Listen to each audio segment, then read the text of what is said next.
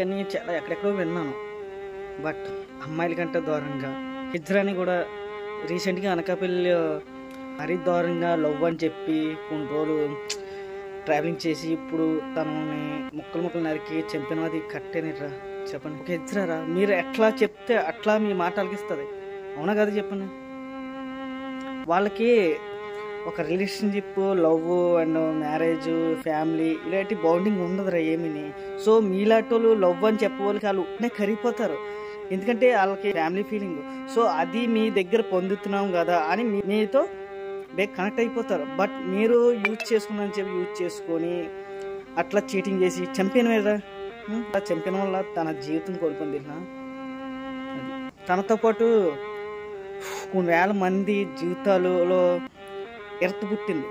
అమ్మాయిలను వదలలేదు, చిన్నపిల్లలను వదలలేదు, ఆఖరికి ఇద్దరాలను కూడా వదలలేదురా. అసలు ఏందిరా, ఏమనుకుంటున్నారా? అరే ఆ పని ఎంత చేయండిరా అని అనిపించేలా చేస్తారు చూడండి. వెయిటింగ్ చేయండి, రానున్న రోజుల్లో చాలా దారుణంగా తయారవుతుంది మీలాంటి వాళ్ళ వల్ల ఈ సమాజం. ఆ దీపు ఇజ్రాని అట్లా చేయడం వల్ల ఆడిని ఏమి చేయకూడదు. సో ఆడు బతుకుండగానే సరే నేను ఎందుకు బతుకున్నానరా దేవుడు నన్ను చంపేండ్రా ఆడిపించేలా చేయాలి public and media and government. So ప్రతి ఒక్కరికి తెలుస్తుంది ఏంటంటే మనం తప్పు చేస్తే ఎంతలా ఉంటుందా శిక్ష అన్నట్టుగా చెయ్యాలా మనం. నా తరపు నుంచి వి వాంట్ జస్టిస్, నేను కూడా సపోర్ట్ చేస్తున్నాను.